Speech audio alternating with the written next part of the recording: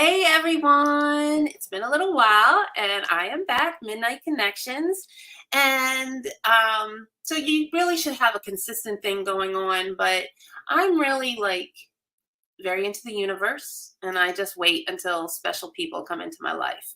So I am all about networking and connecting. And when I do find one of those special people that I just connect with, that I'm like, I need to bring that person on. And what's so great is when you find someone like that, they're like, yeah, sure, I'll be on your show. So I am very excited to introduce everyone to Rachel Lee. Let me bring her on. Hello. Hi, it's great to see you. Yes. And I love the ears. I'm a cat lover too. It's one of the first things I was just like, and I love her website, which is going across the bottom, but we will get to all of that. Um, we had a great meeting. And one of the things that I like, so Midnight Connections is all about promoting positivity and everything. So I feel like our stories are very aligned. We have a lot of similarities. And you talk about authenticity. So, and you talk about, and I'm going to let you take the floor and you talk about being you're going to come out and say a nerd. you know i was I'm a nerd, but what's kind of interesting is even when, and you can see if you relate, even in the nerd world, there's different kinds of nerds and there's all different kinds. I mean, at one point I was like into heavy metal and then I had a nerd phase. And just there's not one type of person. So like even that Yeah. word doesn't really apply. So we're going to be talking a lot. One, you do branding and identity development. We're going to talk about all this, but I mean, it really starts from when we were all nerds or whatever, a jock or the Breakfast Club or the Freak. So Oh, yes. please tell me, or our audience, a little bit about yourself and how you've evolved. That's a great question. Whenever I introduce myself to people, I like to tell people that growing up as a kid, I loved making things for people. I was that kid who loved hanging out in the library, reading stories, pretending I was the kid with imaginary friends. I loved living in a world where everything was magical. And I like to think that my superpower was being able to make things out of nothing. And I like to say that my gift to the world is I love making things for people. And those were sort of the breadcrumb trails that led me to where I am today. I never anticipated starting my own business. I didn't know it would land me here, but it definitely did influence a lot of the decisions that I made growing up, where I was the art kid. I was also known as the Photoshop queen in high school. I was the kid who photoshopped all of the doctor's notes for my friends so they could skip class. I was that kid too. um, but I mean, I just to give a little backstory, me knowing that I wanted a career in making things as a kid, I didn't know what that translated into from a career standpoint. So naturally, I went to art school. I studied design, wanting to just foster this gift that I had to be able to give back in a bigger capacity. And that led me to a full time graphic design job at a local marketing company. And I thought that was supposed to be my dream job. I was supposed to work there for 40 years till I retired happily. That was the way that I had my life planned out. So it turns out usually that's not how life works. You think that something's going to make you happy, you try it, and then you realize, oh, it's missing a few pieces. And what I found out in the job was that, yes, I got to make things all the time, 8 hours a day, 5 days a week, but I was missing the one thing about the creative process that made me happy, which was talking to people. And I know that there are all sorts of designers out there. Some are complete introverts. One of my best friends is also an amazing designer. We went through both high school and university together. And we're opposite in that she loves designing too, but does not like talking to people at all. She's like, I don't do people. I don't do the people thing. So we're like on opposite sides of the spectrum. And I found out in that job, in actually which both me and my best friend were working in together, that I really needed that piece in order for me to find joy and fulfillment. Because for me, it's not just about making things look pretty. For me, design has always been about problem solving, and I think it stems back to the fact that my dad's an engineer. So growing up, I kind of watched him be the handyman, fix things around the house. Like there was no such thing as no solution. So growing up with that sort of upbringing, I think it heavily influenced the way that I saw design. And what I actually like is talking to people, listening to what's this thing that lives in their head that they're trying to communicate and put out into the world, and then work together with them to figure out, like, well, what's the best way for us to be communicating that? What does that look like? What does that sound like? But yeah, my full time job didn't give me the opportunity to do that. It was literally all of the creative work minus all of the peopling that actually brought me joy. Talking to people, asking them questions, and creating something that I could get feedback on, seeing the impact that my designs were making in the world. That was totally missing too. So, needless to say, I only stayed at that job for 5 months. I didn't last very long. I think at around the second or third month in, I started to look for other options because I knew that I couldn't stay there long term. So at that time, I actually had one friend that I had who was self employed, and they just asked me a simple question of, well, haven't you ever thought of doing your own thing outside of your job?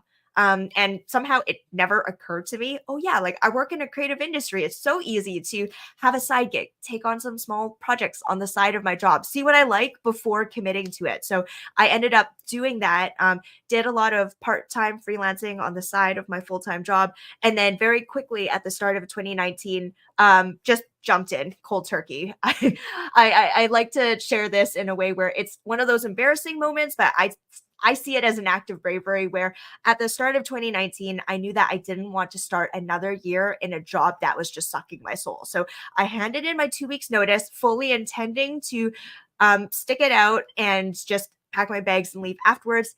And I never even showed up to fulfill my 2 weeks. I couldn't take it anymore. I handed in my notice, and then the day immediately after, I called my best friend who was working. Literally, we worked together, and I'm like, "Hey, girl, sorry, I can't show up. Can you just pack up my desk and drop off my stuff at my place?" And she was like, "Okay, but we're gonna have to talk about this afterwards and why you're ditching me like this."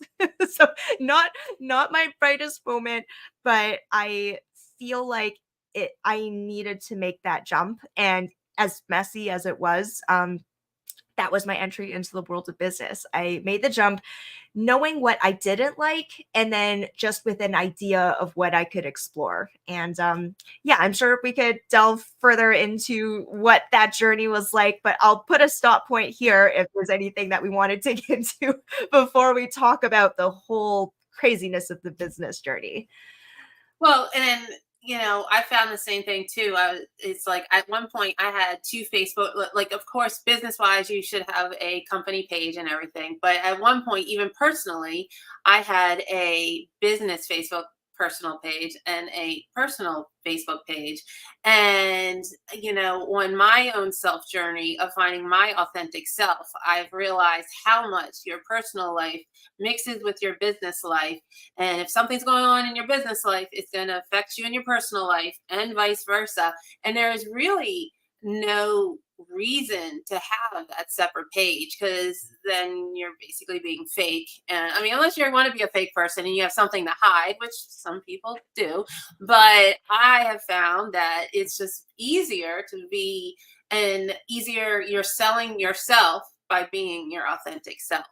So I you have your ears on, I have my blue hair, like sometimes we just gotta let our craziness, shine, which is kind of nice. Um we One of the things we chatted about is your ideal client and everything, and you really like influencers and everything. So I guess it's a two-part question. One, what kind of clients do you have? I know you have a very niche, a unique type of clients.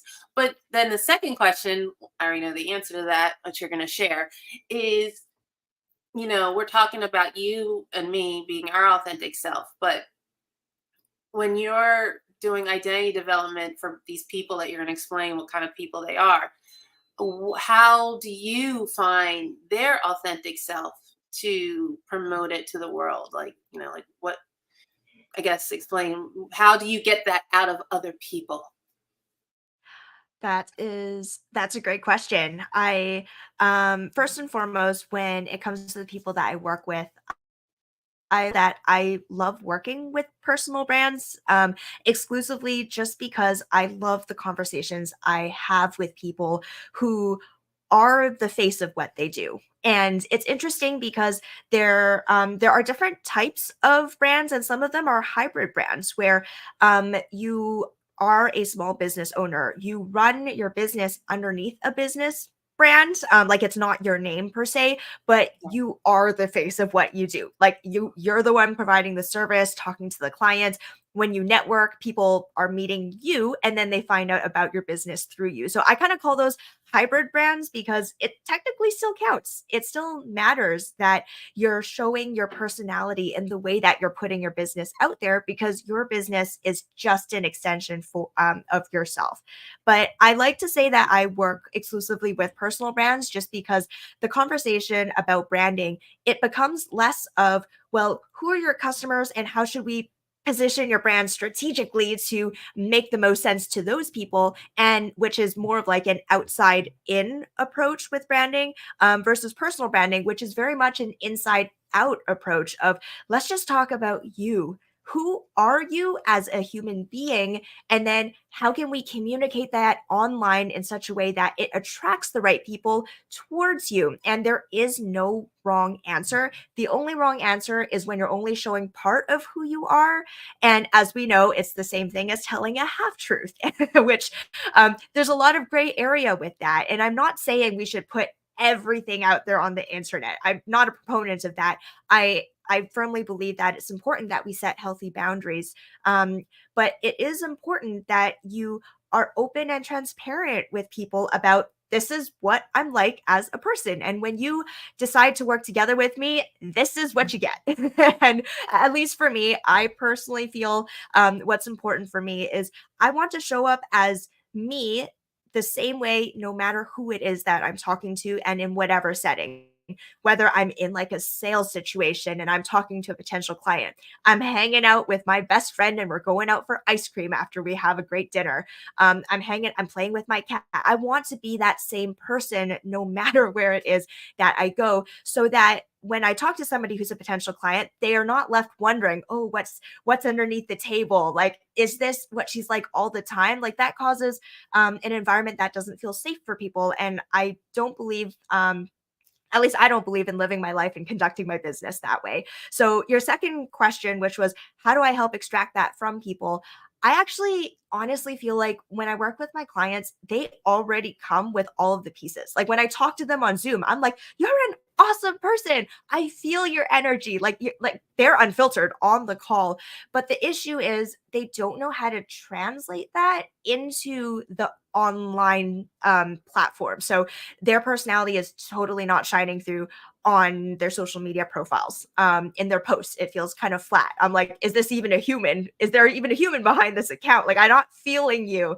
Or on their website, like it doesn't, the copy on there or the way that it looks, it doesn't feel like the same experience as when I'm talking to people. So what I actually like to do is I do the human thing. I sit and I have a really long conversation with my clients first to really understand who they are. And what I often find is that people, as much as they do their best to showcase everything about themselves online, we have a tendency to only show the shiny side of the coin. And people, we are like coins. There's a shiny side and then there's a not so shiny side. And oftentimes, because we're scared of potentially being rejected or losing potential business, we only show that shiny and polished and professional side, when in reality, there is another side of you that I wouldn't even say is negative. We just tend to be scared of letting that part show because we're worried it might sabotage our opportunities. So, for example, for the longest time, I felt deeply insecure about the fact that I look a lot younger than my age. People look at me and they're like,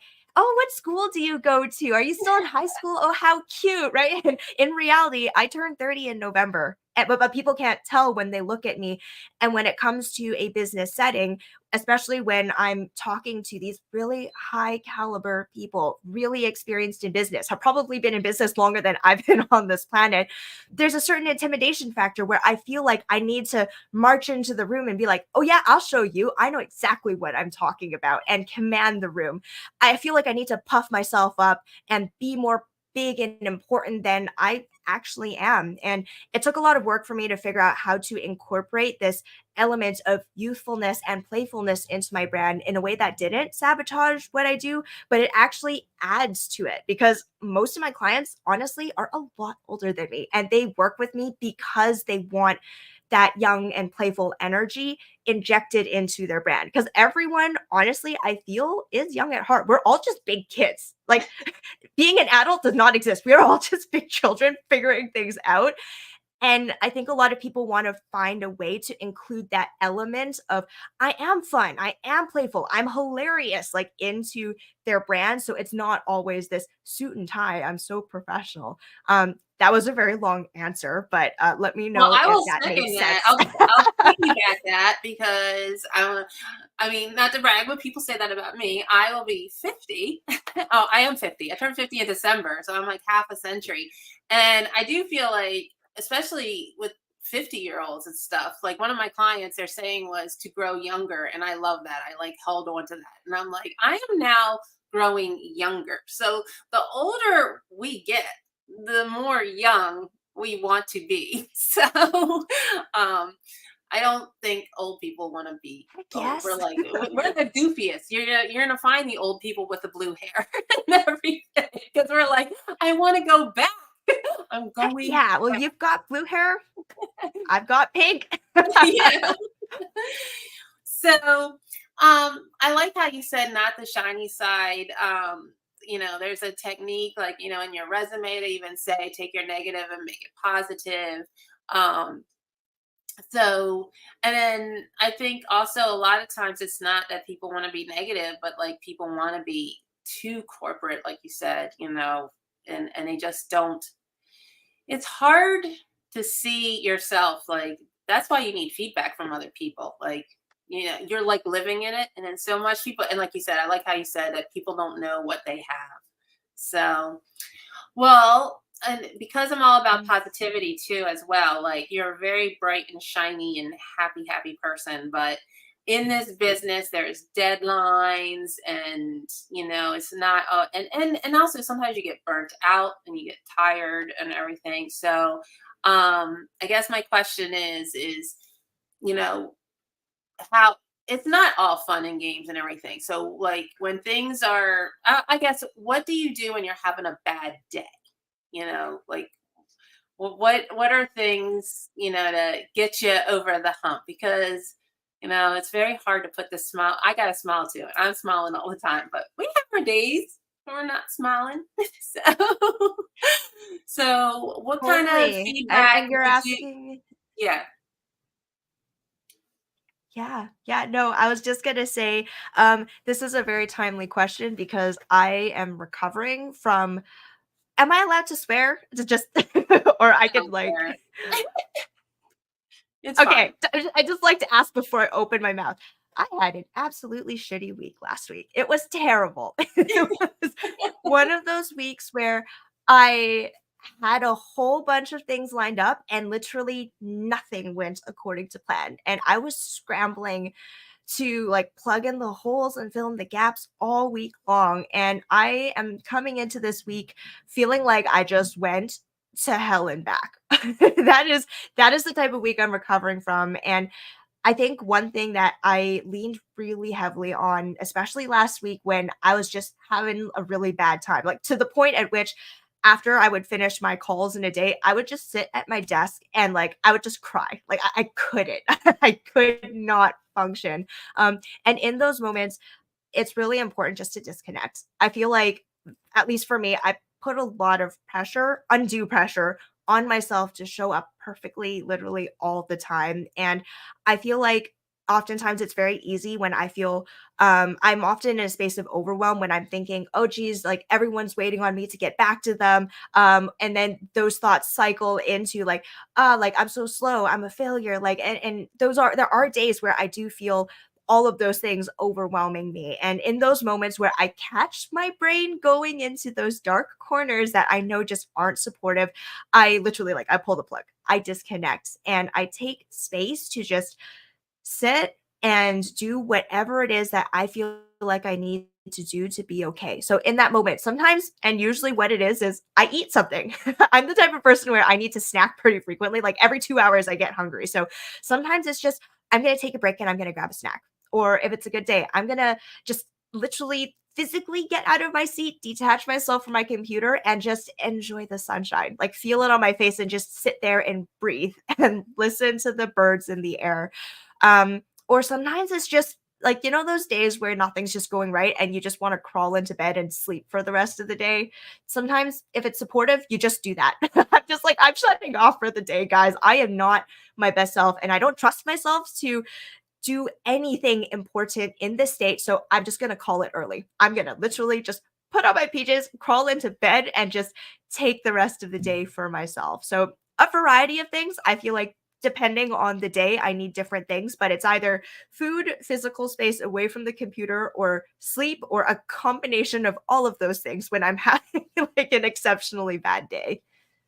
Well, I second that, and my week last week was shit. I'm still recovering. Like this allergy thing is just like everyone's like I was sick, but I'm not really don't have a sickness. It was just severe allergies.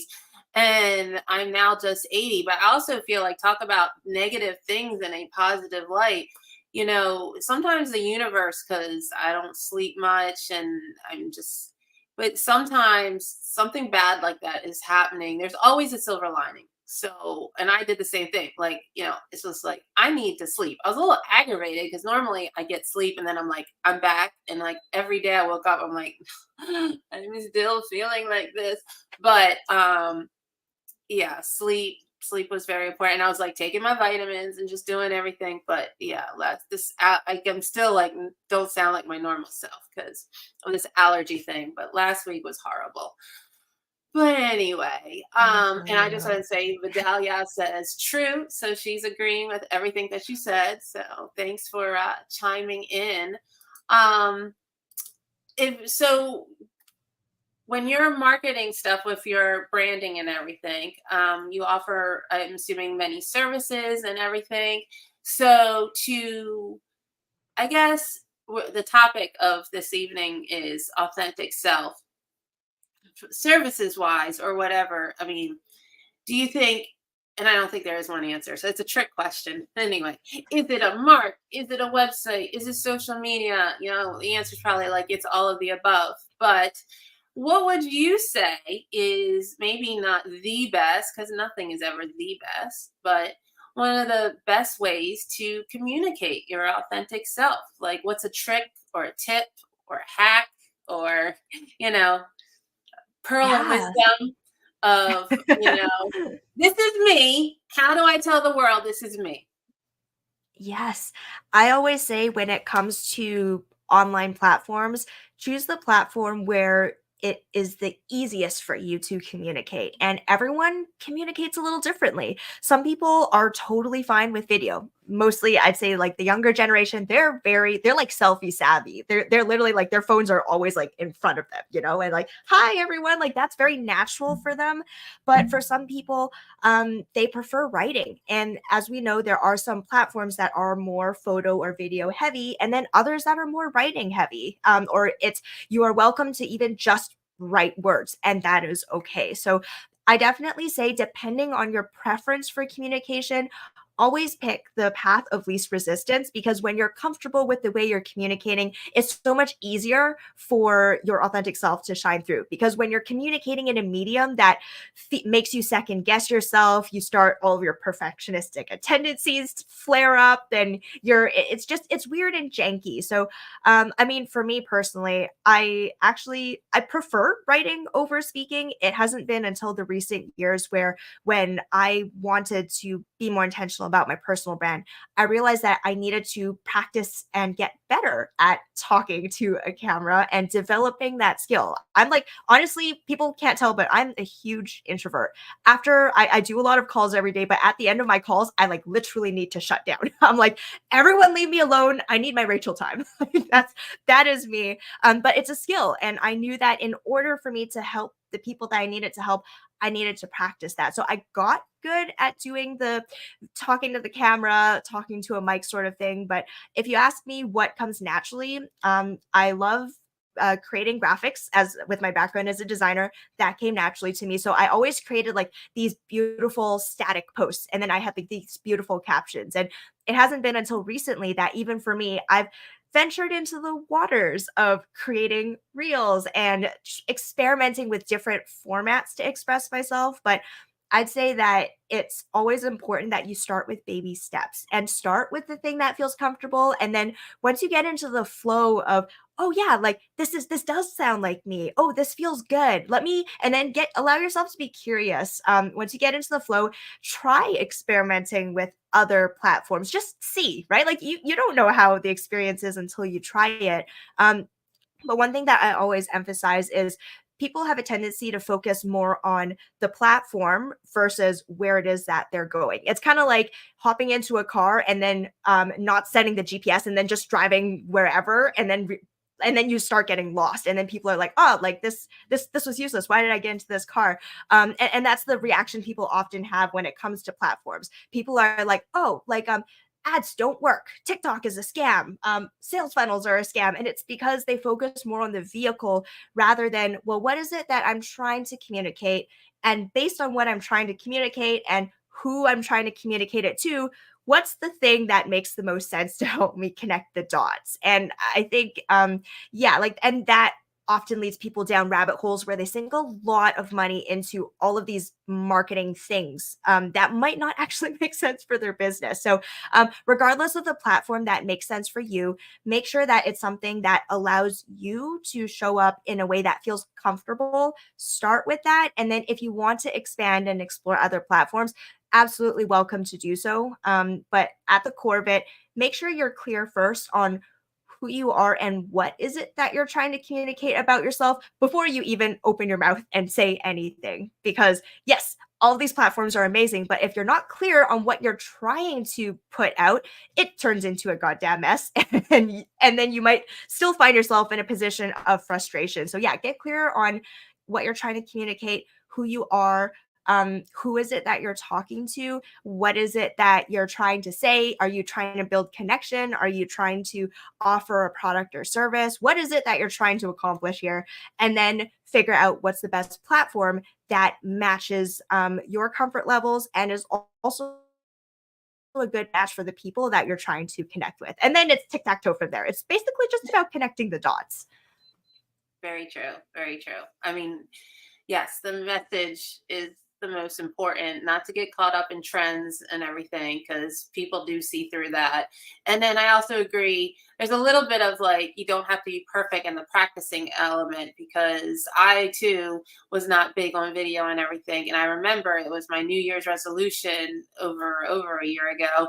And I just remember my very first live, I'm like walking with the phone and I'm just like, I'm going, but I said I was going to stream every day. And I was like streaming every day, and just and if you go back on my YouTube, you'll see it, the very it was New Year's, the very first one. And it's evolved into Midnight Connections, where I'm having guests on and everything. So you got to start Crazy. somewhere. So, I Yeah. mean, it's important to, I guess I love your penny example. There are times to be polished and everything, and then other times, you just gotta go for it and let the dirt show, and you know Yeah, totally. I mean, one thing that I set as a rule for myself is do it messy, but do it anyway. And I say this as a rule because I'm a recovering perfectionist. And I'll tell you the extent to which how perfectionistic I was and how it held me back from literally making any decisions. Because growing up, I was the straight A kid. Failure was not a word in my repertoire because I was always able to hit the nail on the head. But it made it so that I could not put myself in a situation where I wouldn't be able to get it every single time. And as a result, I couldn't apply for job interviews. I was petrified at the thought of, what if I apply and they don't accept me? Oh my gosh, the world is ending. Like, I had no capacity to deal with it. That's how bad it was. And I mean, I did get jobs, but only because I had friends who were literally already the manager. And they're like, Rachel, you will get accepted. Just hand in your resume for formality's sake so that I could file the paperwork. To that extent, like, I let those tendencies hold me back from a lot of potentially beautiful opportunities because I just couldn't handle it. So, needless to say, I've come a long way. You don't have a business without expecting to hear no a bajillion times a day, mess up, and then learn how to do better. You learn these things as you go. So the policy that I have for anything regarding putting stuff online is, the only way to do it is to do it messy, but do it anyway, because you're going to get better. You put it Yeah. out, your first post is gonna suck. Seriously, like there's no way around it. It's kind of like me growing up as a kid who always loved drawing. Your first 100,000 drawings are going to look really, really ugly. But every time you do it again, it gets a little bit better. And that's the only way that you can figure out what works for you. Get better at that skill and figure out what you do or don't like about that process so you can tailor it and make it your own. But yeah, I'd say do it messy and do it brave, because it wouldn't be called bravery if you didn't do it scared. So, And encouragement to that's your the beauty. audience. That is the beauty of websites and social media and all of this, because like, I just remember, this is just something that they just don't even do anymore, but they used to have paper shows. And, like print, I mean, print does exist and direct mail is important and there is a place because I do direct mail as well. But I'm just saying, print is almost so non existent.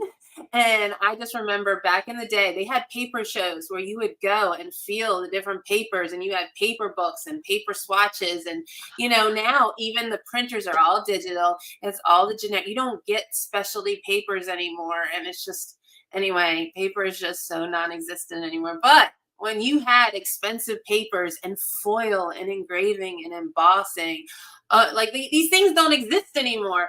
But like everything had to be perfect because of the expense of printing. And then once you printed something, I mean, that's what the value is between, it's a whole nother conversation, but being an author and doing a book, how many times you edit it, revise it, revise it, revise it, because once it's in print, you got that hardbound book, there is no changing it.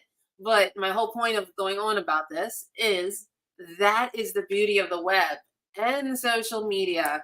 It's and don't take yourself so seriously, because it's only one blip, 1 second, one day. Yes, on the internet, things do haunt you and they never really disappear, but it's still just a moment in time. And it's nothing like print. So we get to be sloppy and messy. So that's the beauty Heck of yes. the internet.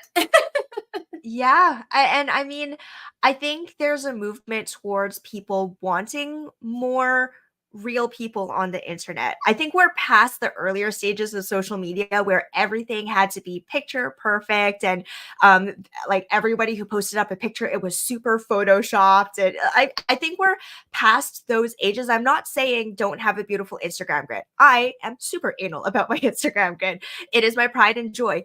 But you still have to tell people that you're a real human. There are, like, you do have bad days, and it's okay to talk about it, because when it comes to social platforms, it's meant to be social. And I think people, like, it's weird. People call it social media without really using it the way that it's meant to be, which is building a two-way connection. Like, I'm on there. Yes, I run this thing called a business, but I'm on there to connect with my friends and family. What are you up to? Oh, nice dinner. Oh, congratulations on your anniversary, right? Like, it's meant to be used in a social way. And I think people tend to forget that, where they just use it as a broadcast tool, one way.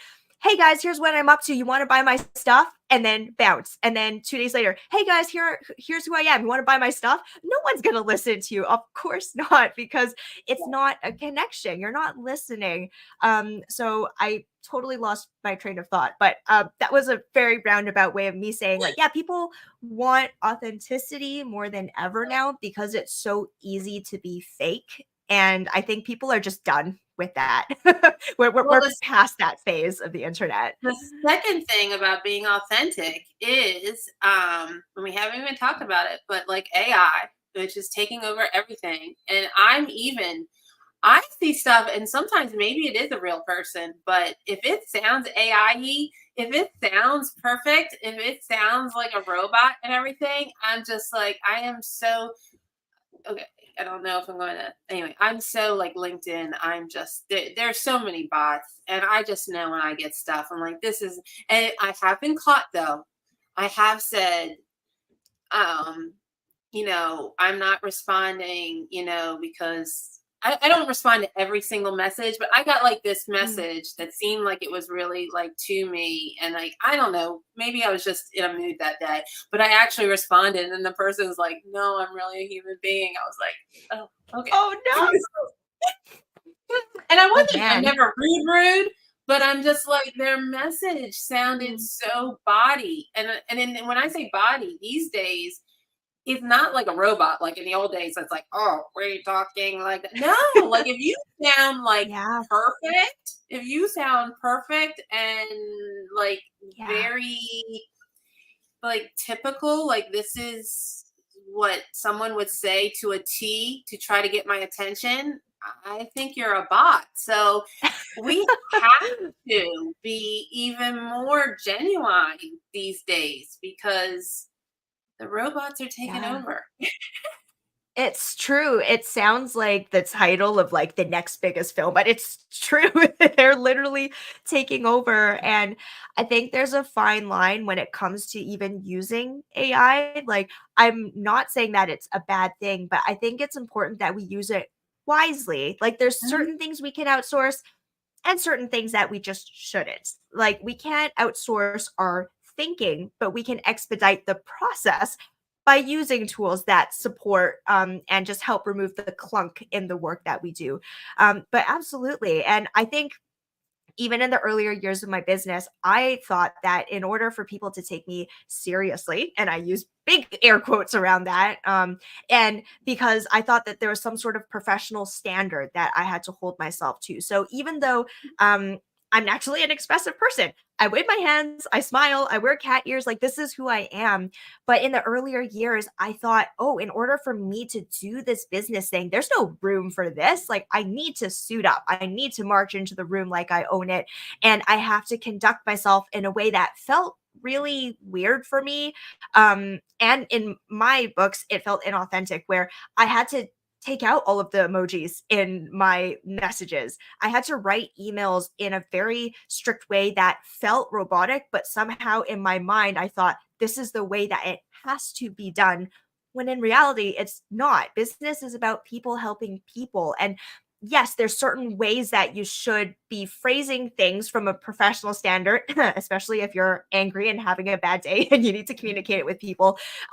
Yes, there are certain ways to communicate it, but you don't have to sound like a robot. You could be professional, but still Mm, be personable at the same right. time. And I think it's important for everyone to find where that nuance is for them. Because when it comes to text, there's a lot of room for miscommunication. Like when people type stuff, I can't tell what their tone is. And if I really don't know them well, sometimes I literally have no idea what it is that you're trying to say or imply, or if there's anything that I should be reading between the lines. So I think as much as possible, I like to even say with the work that I do, I'm trying to improve people's literacy in how they communicate about themselves online. And this is not something that we were taught in schools. This was something that we all just had to do because the world ended in 2020 and we just do everything online now. It's just something that we've had to pick up along the way, but there's no courses, no education, no actual support around how do you do this properly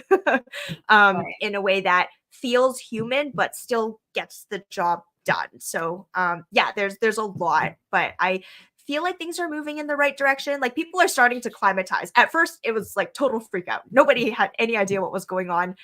We all had to go online, and it was a messy process. I think things are getting better now, and we're getting to that space where people are basically doing things exclusively online. And now we're realizing how important it is that the way we use these online platforms, it feels good to us as human beings, because the way that you use something shapes who you are as a person. And if you continue to just use the online space in a way that feels robotic, that's going to seriously mess with your headspace, and it's going to be exhausting.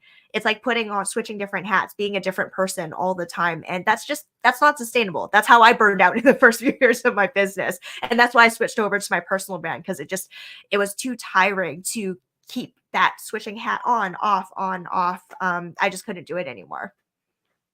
And I second that. So I just want to clarify my statement. I do use AI, but I agree with you. You use it as a tool. Like you just, and I just don't like it when I get stuff that, so yeah, I do agree. Use AI as a tool. So.